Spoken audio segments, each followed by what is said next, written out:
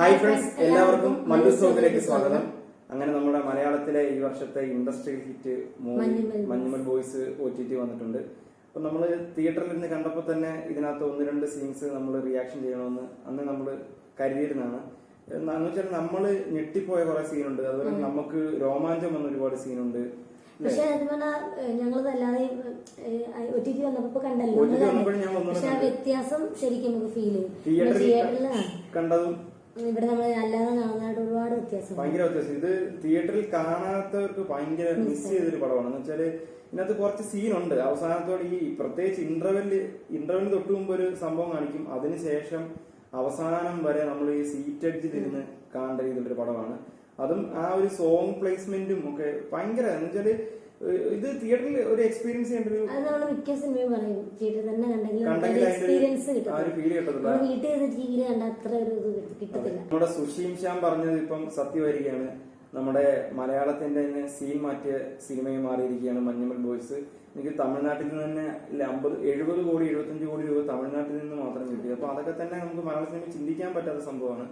അപ്പൊ ഇതിന്റെ തന്നെ റെക്കോർഡിങ് എപ്പോ ബ്രേക്ക് ചെയ്യുമെന്ന് നമുക്ക് പറയാൻ പറ്റും. എന്ന് വെച്ചാൽ കളക്ഷൻ അത്രയ്ക്ക് മുന്നിൽ പോയിരിക്കുകയാണ്. ഇനി ഇത് ബ്രേക്ക് ചെയ്യണമെങ്കിൽ എത്ര വർഷം എടുക്കും, അല്ലെങ്കിൽ ആ ഒരു ടൈപ്പ് നല്ലൊരു പടങ്ങൾ വേറെ സ്റ്റേറ്റിൽ നിന്നും ഇത്തരം കളക്ഷൻ കിട്ടുന്ന ഒരു പടമൊക്കെ വരേണ്ടിയിരിക്കുന്നു.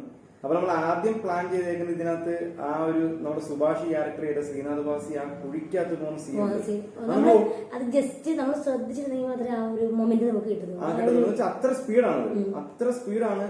നമുക്കറിയാം ഇവിടെ എന്തോ സംഭവം നടക്കുന്നുണ്ട്, ഇത് നമുക്ക് സ്റ്റോറി ഏകദേശം അറിയാം, പക്ഷെ അത് എവിടെ എപ്പം എങ്ങനെയാന്നുള്ളത് നമുക്ക് പെട്ടെന്ന്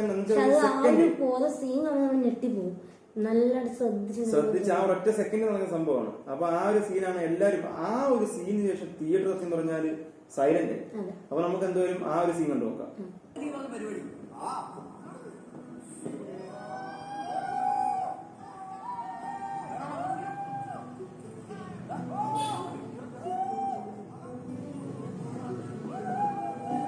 ഇതെല്ലാം സെറ്റാണ്.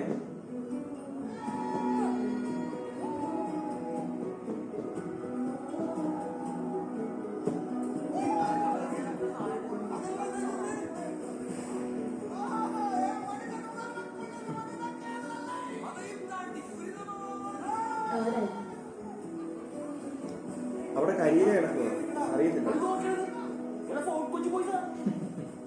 ഇവിടെ കൈയിടിയല്ലേ ഫോർട്ട് കൊച്ചി ബോയ്സ് എന്ന് പറഞ്ഞപ്പോഴേ.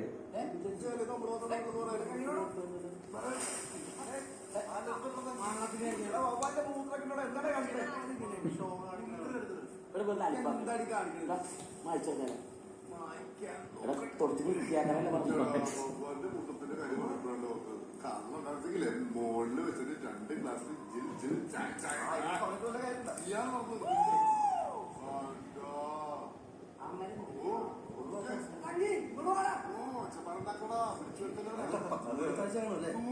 മച്ചാനെ താഴെ ഉറപ്പ് പളനിയാണ് മിനിമം.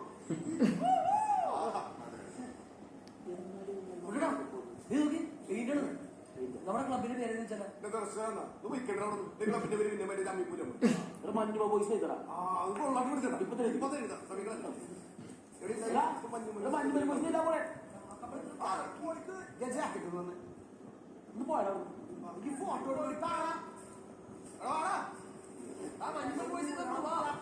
തന്നോ തണുപ്പൊക്കെ ഉണ്ട്.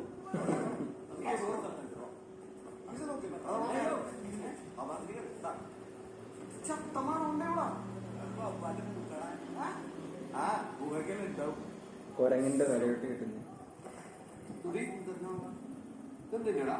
അത് കോരങ്ങനെ തലവിട്ട് കളഞ്ഞിട്ട് പാടാ. നമ്മൾ മേളിൽ കണ്ടില്ല, അമ്മയുടെ കസിനായി അതിലൂടെ തിരിഞ്ഞളിക്കണ്ട ഭാഗത്തേക്ക് വേണ്ട പോവാ. കൊരങ്ങന്റെ പ്രായം പിടിക്കട്ടാ, നമുക്ക് നോക്കിയാൽ ജീവിതത്തിൽ സ്റ്റക്കായിട്ട് പാടാ. കോരങ്ങന്മാർ ഭയങ്കര പൂഹഞ്ഞാനുണ്ട്.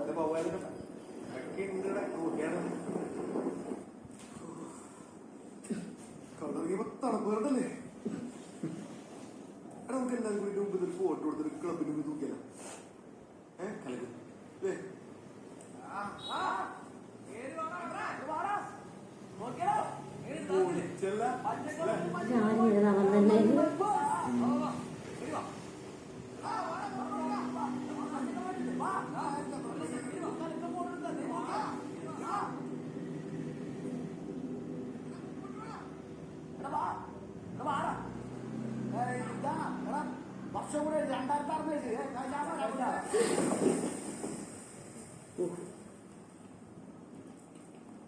ഈ ഒരു അവസ്ഥയായിരുന്നു തിയേറ്ററിൽ.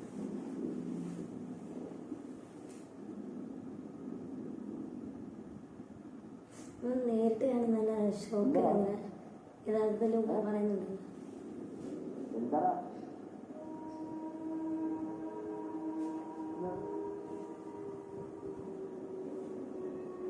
സുഭാഷ്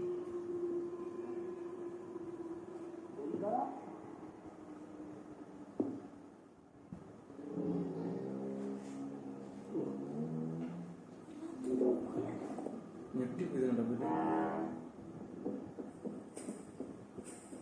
സുഭാഷ എന്താണ് കേറി വാടാ. എന്താണ് എടാ വിളിച്ച് കേൾക്കുന്നില്ല. വിളിക്ക് സുഭാഷ. അവന്റെ നമ്പർ സുഭാഷ പറ്റിക്കുള്ളൂ. എടാ സുഭാഷ സുഭാഷ തമാശ കളിക്കണം. സുഭാഷ സുഭാഷ സുഭാഷ് കുഴി പോടാ. കുഴിയിലാ നമ്മൾ പേടിച്ചു പോയ സീനുണ്ട് അല്ലേ? ഗോവായ സീൻ ഇപ്പഴാ പുള്ളിക്ക്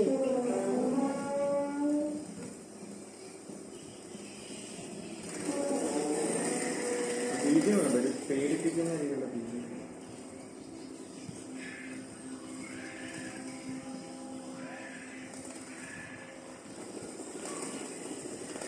പുള്ളിക്ക് മനസ്സിലായി അത് അവളോട്ട് ഇറങ്ങി വരത്തില്ലേ.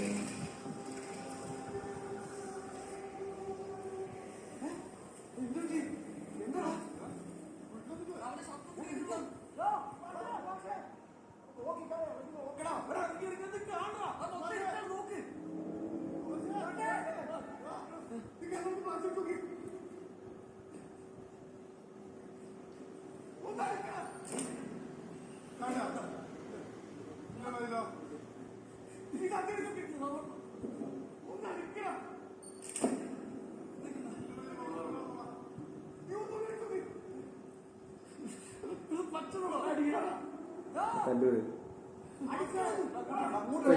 ഇപ്പൊ കല്ല് വന്നു. ഇപ്പൊ കണ്ടില്ലേ കല്ല് വന്നു. അതിനിങ്ങോട്ട് നീങ്ങുന്നു.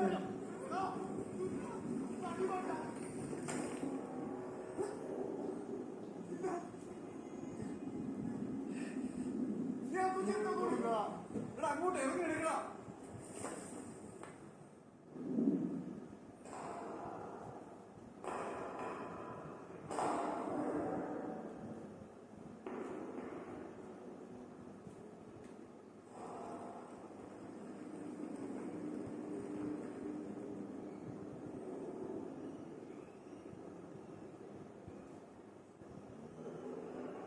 ഇപ്പോഴും കേൾക്കുന്നുണ്ട്.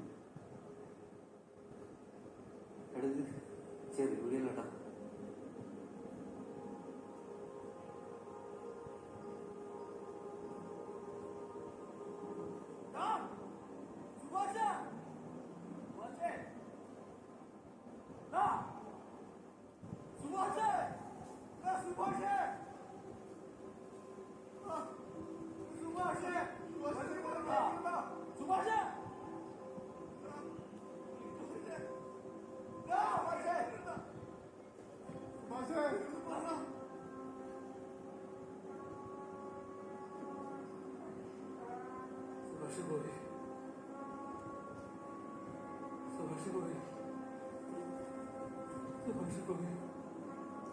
ആ സീൻ അല്ലേ ടെൻഷൻ അടിപ്പിക്കാൻ വേണ്ടിയുള്ള സീനാണ്.